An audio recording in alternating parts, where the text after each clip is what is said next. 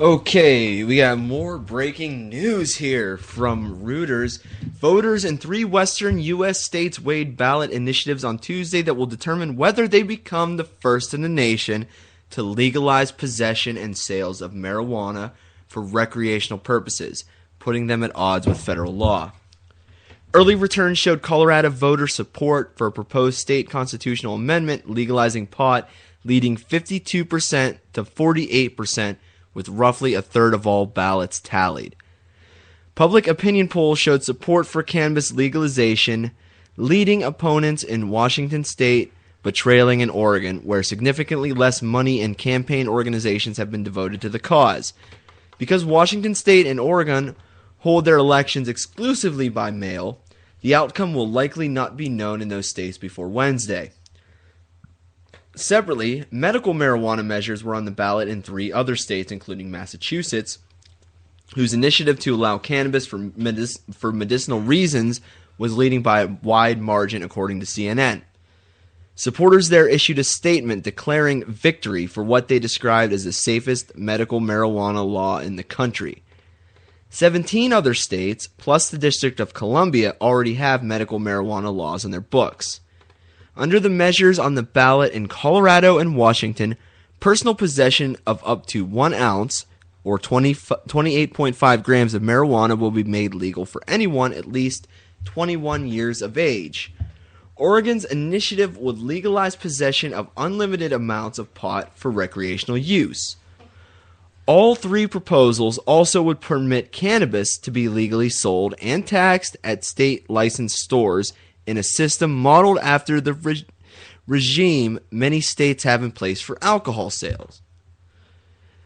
The Colorado measure also would allow personal cultivation of up to 6 marijuana plants. The Oregon initiative would allow individuals to grow unlimited amounts for themselves, while grow your own pot would be banned in Washington. At odds with federal law, but legalization would put state law in conflict with the federal government, which classifies cannabis as an illegal narcotic. Even in states such as Colorado, Washington, and Oregon that already have statutes allowing marijuana for medical purposes. The Obama administration has recently pressed an enforcement crackdown against marijuana dispensaries and greenhouses deemed to be engaged in large-scale drug trade under the pretense of supplying legitimate medical marijuana patients in those states. The administration has been largely silent on the 3 state legalization initiatives, despite calls from former U.S. Drug Enforcement Administration directors to come out forcefully against the measure, as U.S. Attorney General Eric Holder did when he criticized California's 2010 pot legalization referendum. That measure was soundly defeated. Supporters of legalization say anti-pot enforcement has accomplished little but make criminals out of otherwise law-abiding citizens, especially minorities. Benefits of legalization beyond potential tax revenues may be hard to quantify, but supporters argue that ending prosecutions of marijuana possession would free up strained law enforcement resources and strike a blow against drug cartels, much as repealing prohibition of alcohol in the 1930s crushed bootlegging by organized crime. Any thoughts on this? Just fucking legalize pot in the U.S. Seriously. That's what everyone says. Well, a lot of people say. Not everyone. Well, legalize it. Sell it at... legalize it and sell it at smoke shops. Well, they're going to have specialized stores for these. Yeah, so legalize it and then tax on it like you tax on tobacco and make people at least 18, like you have to be to purchase cigarettes. Well, it's going to be 21. Okay, 21. And just leave it as it is. My thing... That's how I see it. And if you have a medical license to get it, then, get it from wherever you get it from. My thing with it is... legalize it's much less dangerous than other substances, especially Taco Bell's would be great. But you look at, and great a lot of prescription narcotics. And McDonald's. And McDonald's. A lot of prescription narcotics Just are fucking much more legalize addictive it. and much more dangerous than marijuana. So I see no issue with prescription marijuana. And you know what, though? Seriously, just do it. I'm sure marijuana may help people that have You see, PSTD and, some other things. PTSD? Yeah, I'm No. sure it probably does. But Yeah, anyway. what they're aiming at Legalize with the it. medical marijuana is cancer patients, Yeah. HIV patients, Very good people who creative suffer job from right there. MS. That's what they're aiming at. Bipolar. No, pain medication is Yeah. what they're looking to replace with it. It helps with And nausea. The too. biggest drug problem that we have in this country Especially for is stuff. with prescription narcotics like Vicodin, Percocet, Percodan, any of your And I'm sure it's cheap, morphine. too. Morphine is another huge one that people are wildly addicted Anything to. with oxycodone in it. Yeah, Oxycontin is a huge one. But, you replace all those drugs with a non-addictive substance. You're getting the job done. You're dulling the pain, and the patient is not becoming addicted to it. That's my feelings on it. As far as recreational use goes, as long as you're not doing it in a public place, or if they have special lounges, like hookah lounges almost, Yeah. where you could go and smoke, Yeah. and the people around you aren't going to be worried about getting a contact buzz. Of course, in states that still allow smoking in public places, it's not going to be legal to smoke marijuana in these places. Just like you can't, take a 6-pack into Perkins and drink away. Aw. Oh, in Canada you can. That's Canada. You can bring in your own Oh, booze no, to a you can't bring in restaurant. your own. No, you can like- buy booze at a Yeah, restaurant. well, you Yeah. can buy booze in like Perkins. You can drink it there. Yeah. I've done it. I've done As it. far as legalizing it for recreational use, I'm kind of on the fence about that one. I don't see it, other than economically, I don't see it having a huge gain for us. I mean, you have law enforcement agents who would be free to prosecute or pursue more violent criminals.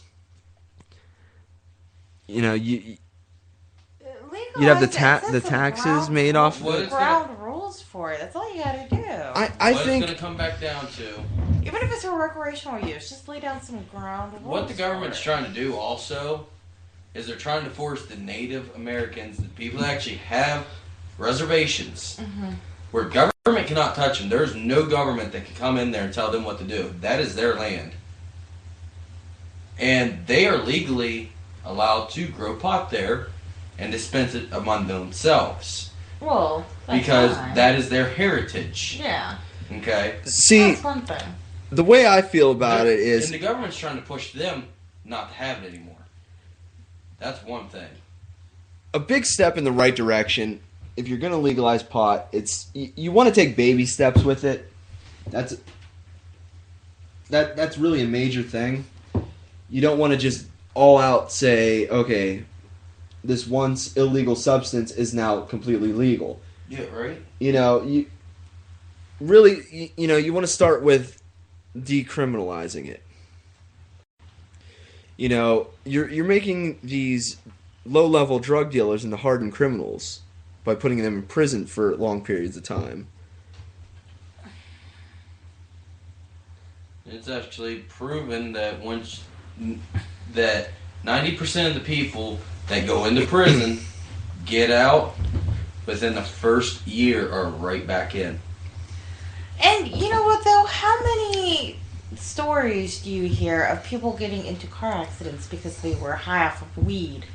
Like, how many do you hear? I've heard of a few, actually. Okay, Yeah. on this, Yeah. from being with tow trucking, public safety, actually a lot. Yeah, there are a few. Really? Yes, I actually seen more accidents involving marijuana or drugs. Period, I should say, more than alcohol. 9 times out of 10. Well, no, I'm It was just saying, anybody under just the age of strictly 25. pot.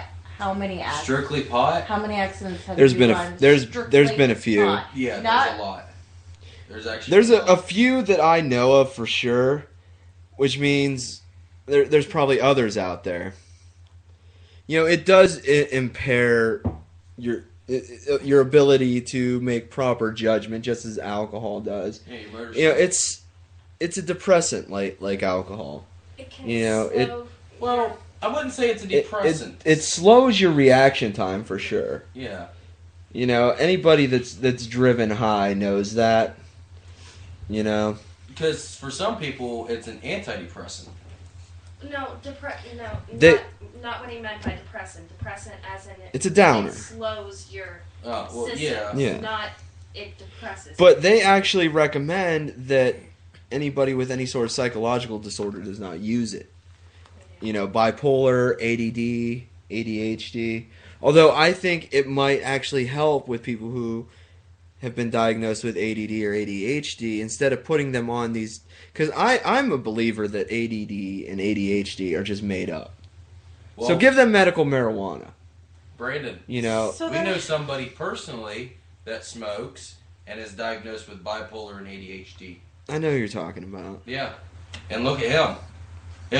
I've seen it firsthand. When he does not smoke, he's off the walls. His mood changes are bad. Like he'll be real nice to you 1 second, and then yeah, it's like you just hit that nerve. He hates you. He's smoking. He's perfectly fine.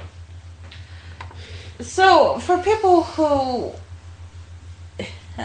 claim they have ADD or ADHD, then are you saying that they just can't focus? Is that what you're saying? I'm not saying that, but you know, you tell somebody when they're a young child that they have this disorder and there's no way to get rid of it, they're going to go on believing that they do. You know, it's almost like, I mean, you can compare it to Stockholm syndrome in a way, you know, where, you know, you get told something over and over again enough times, you're going to believe it. Well, then You know, you're going to believe there's something wrong with you. It's mind over matter. Well, what about adults who have it? It's still the same way. You're programmed to believe that you have it. You know, ADD and ADHD No, have but what only if- been around since the early 80s. What if you haven't been diagnosed with it and you're an adult? So how but do you? you've heard of it by now. But there's some And people... once you get told that you have it, you're like, oh, I have Well, it. she's saying people who weren't diagnosed with Yeah, it. who weren't diagnosed Yeah, with it. like But the thing That's is, what I'm you know, saying. if Then you how say, do you- okay, then how do you I've heard of explain this, it? I'm going to read up That about they it. can't focus Okay, because I they see have myself all that. having 2 of these symptoms. You know, you're going to start believing it, you know? And of course, like, I've been discussing this with people a lot lately. You know, a lot of people are saying that these new disorders are caused by vaccinations. No. If these disorders were caused by vaccinations, they would have been around for a lot longer than the last 30 years. Okay? But the point I was trying to make, you know, you give people with ADD and ADHD these drugs like Ritalin or, what's the other, Adderall? Yeah.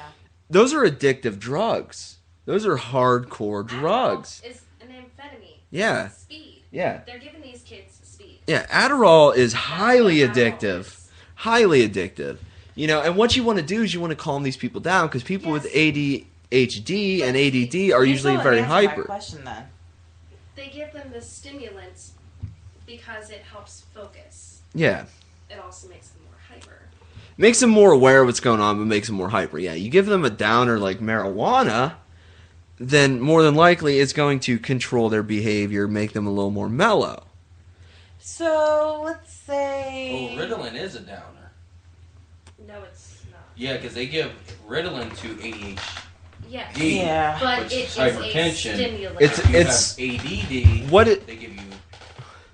one of the main symptoms is not being able to concentrate, and they give you the stimulant that makes you more aware. It makes it easier for you to concentrate on things. Yeah. That's their whole thing. I guess the only real downside of giving somebody who has been diagnosed with these disorders marijuana is that it is going to make them less aware, but it is going to bring their hyperactivity down a little bit. And a lot of people get misdiagnosed with ADD and ADHD if they're just hyperactive.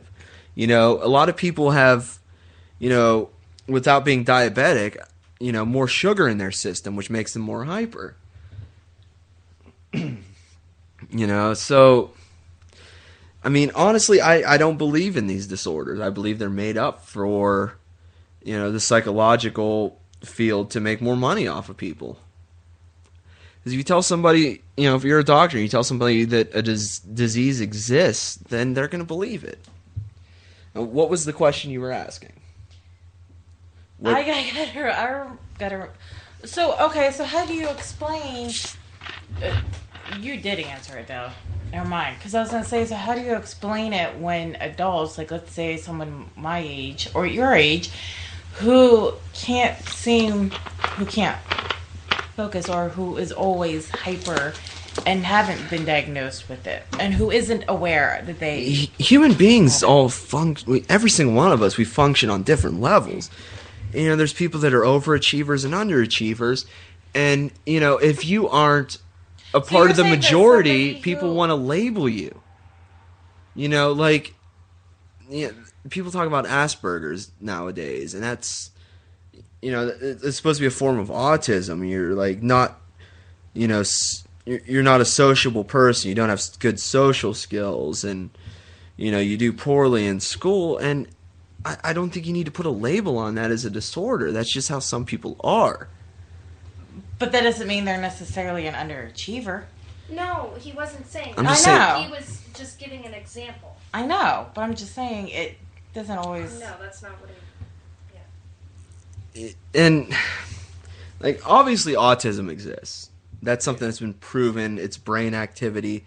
You know, and people with ADD, ADHD, Asperger's, other disorders that have really only been around for the last few decades, you know, there is no change in brain activity. They have seen no proof. These are all just speculated things. You know, and that's my biggest issue with it is... You know, if you're going to tell me that this disease exists, you know, please show me some sort of proof. And something I posted on Facebook a couple days ago. It kind of sounds like you're saying, somebody saying that they're just a very shy person who doesn't do well in school. Exactly. There's just some people that are naturally like that. You know, I've always been someone who's very outgoing. And I've always made friends with just about everybody. And, you know, I've excelled at just about everything I've done. You know, and so, of course, I'm not going to get labeled with any of these disorders. But somebody who may not succeed at things, maybe they just haven't found their niche. You know, somebody who has continuously tried every single sport and failed, and tried several musical instruments and failed, and... You know, it doesn't do well in history and math. Maybe they just haven't found what they're good at.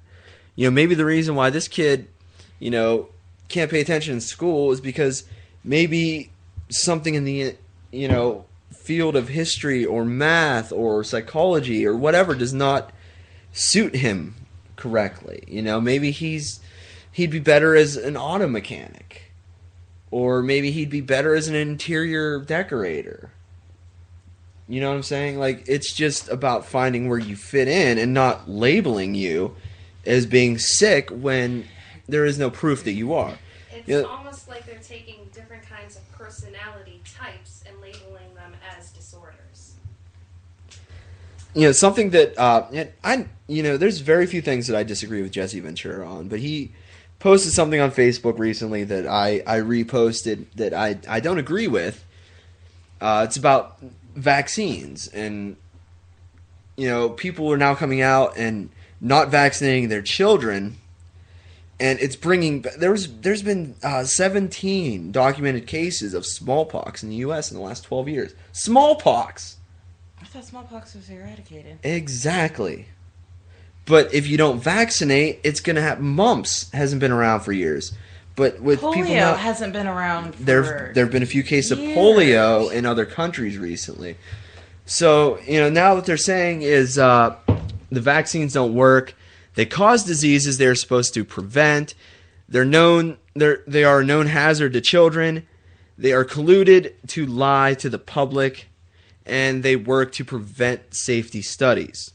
Jenny McCarthy's full of shit because she claims that because of these vaccines, that everybody has to get. She claims that it made her child autistic, but now she's claiming that her child is like a crystal child because he was cured of his autism. Like, well, this thing it goes on to state that she just found some sort of therapy that works for him. Yeah, it goes on to say that these certain diseases are caused by vaccines.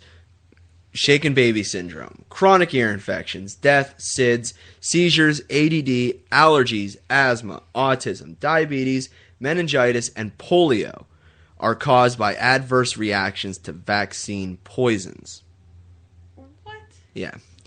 Now, I don't get how shaken baby syndrome could be caused by this. I don't understand how asthma can be part of a vaccine because I've had asthma my whole entire life. I don't understand. Did your mom smoke while she was pregnant? No. Okay. Did your mom work in a factory while she was pregnant with you? No. Okay. Because those are two things that they say cause asthma. No. Asthma is also hereditary. Yes, it is. It wasn't. She Okay. didn't work in a factory. Neither of my parents have asthma. Where did your mother work while she was pregnant with you? I think she was the secretary. Okay. See, but they don't know what causes asthma. There's speculation that smoking while pregnant, working in a factory that has hazardous fumes causes asthma. It's never been proven. Mm-mm. But case in point, it's never been proven what exactly causes asthma. But it sounds logical. I will say that it does sound logical. That's why they speculated, because they say, okay, you're breathing in harmful things. It could cause your child's lungs to be somewhat underdeveloped, but they don't know. At first, because asthma's really only been around as far as something that's been diagnosed since the early 50s or late 40s, something like that. And so they thought it was from, World War II era, women going to work in the factories and breathing in hazardous fumes. And then, in the 80s, it was asbestos and, all that stuff. Now, okay, how is a vaccine going to cause you to shake your baby? That's the question that I'm wondering about. Yeah. It doesn't. And SIDS, sudden infant death syndrome, has been around for centuries. Centuries. I mean, you go to any of these old cemeteries, and you'll see hundreds of tombstones for babies. Sure, a lot of them were, probably babies that had some of these diseases like smallpox and polio, and then there's some of them that were just, they don't know what happened. So I'm sure Crystal's allergies are caused by the vaccines that she had to get when she was a baby then. Yeah. Could be. It's just... You know what's funny? My mom never got me vaccinated as a baby. The only vaccines I ever got was for school. Your mumps and measles and all that, that stupid shit. That's the only thing I ever had. You never had the hepatitis? Well, I've had the hepatitis. Those are mandatory for school, too. Yeah. I've had those. I never got, this shots when you're a baby. 3 months and, so on and so forth. I never had any of those. I have allergies. Wait a minute, what came in? Oh, Iowa. Oh, so... Yeah, I've had Iowa for a while. I've been slacking. It's only Florida and Virginia we're waiting on. Yep. And Alaska, but Alaska doesn't close for another half hour. I mean, and I have a learning disability. You can't say that's due to vaccinations. I've had it since they found I had a learning disability when I was 30. Meningitis has been going around the last few years like pretty bad. They've had to shut down a few schools for weeks at a time because of meningitis outbreaks. That seems to go in cycles, though, because that was It bad when I does. was a little kid, and my mom said it was But, bad when she okay, was a little kid. But you gotta think though, like, since people are not vaccinating their kids now, things are becoming, things are going on a larger scale now. Meningitis is becoming a bigger deal, and smallpox, polio are coming back. It's one thing if you claim that you don't have the insurance to get your child vaccinated. You can take them to the I'm sure there are free clinics not just that can. Well, you can Yeah. go you can go Yeah. to the health department in any county in the United States, any county in the United First, they will States, give it to you for free. and if you're on welfare, they will do it for free. But what if you're not on welfare? If you're not on welfare, if you do have health coverage, But what if you don't? they don't accept it. What if they aren't not on healthcare or are not on It welfare? costs $5. If you're not on welfare, you haven't applied for welfare, and you are within the poverty level, it is free. But anybody else who has coverage or doesn't have coverage, whatever, it's $5 for any vaccine that you may need. You know, and there's so many places to get free flu shots. You know, and then you I hear got it mixed for free. reviews Well, about flu shots. I got it for free at Target, but I work there though. But it's free for us anyway. You can go to But- like Rite Aid, Walgreens, any of those. Actually, not necessarily for Walgreens. We thought it was gonna be for free, but my dad did have to pay. Okay, Walmart $28. does it for free. Okay, I didn't know about that. But that was with his insurance. He had to pay for it. So Yeah. it depends on your insurance, though. And also like any teaching hospital, if you're nearby a teaching hospital like UPMC or Akron Children's Akron Hospital. Children's Hospital, I think they are a teaching hospital. CSU, It's as no well longer as Neomed, Cleveland it's Clinic. something else. No, that's what it is now. Oh, okay. It used to be Neo Oh, okay. Yeah, you can go to Neo UConn, which is now Neomed. Any teaching hospital has a free clinic. Honestly, any hospital is a teaching hospital. No. There are St. Joe's and Trumbull. there are Yes, they there are. no. There are specific teaching hospitals where they will take large amounts of interns Well, and yeah. assign them to one doctor. Kind of like Northside's like that. on the- Residents. no Yeah. They're called interns. residents. They are called residents. Interns. Residents. Interns are the lowest level of doctors. They're called They're residents. called No, residents. they're not. Resident Yes, is the they next step. are. You're an My intern. mom just went through it. You're an intern for 1 year, They're and called then you're a residents. resident for 2. But they're still called Then you residents. become an attending. Oh, okay, you have to do an internship and then you do your residency. Yeah. He's The right. internship you just do. The internship Yeah. you do for a year, and then you become a resident. But they assign large groups of interns to one attending doctor who works with them through their internship. Those are teaching hospitals. St. Joe's, because every time you St. go Joe's is not a teaching hospital. Bull, because every time I go in there, I always get a resident. I never see the actual doctor. All hospitals have residents. Yeah, They all only hospitals have carry residents. 10 doctors in the ER. Everybody else in there. That's a lot of doctors for the ER. Huh? That's a lot of doctors for an ER, dude. They carry 50 residents, and the rest are nurses. Trust me. Well, it Okay, might have but I'm changed talking about since I'm talking about hospitals that you- have a lot of It might have changed. interns. Changed in 3 months. Yeah, might have. You never know. But as I was saying, any teaching hospital has a free clinic, and you can get your vaccinations there for free. So there's really no excuse for people not to vaccinate their kids. And the people that believe that their kids are getting sick because of these vaccinations, Fucking dumb. there's no way to put it nicely, but they're stupid. You know, if you really love your child and you want to see them live a long, healthy life, vaccinate them. We're going to take a break, and then we'll be back to wrap things up. Here's Kill Switch Engage with My Curse.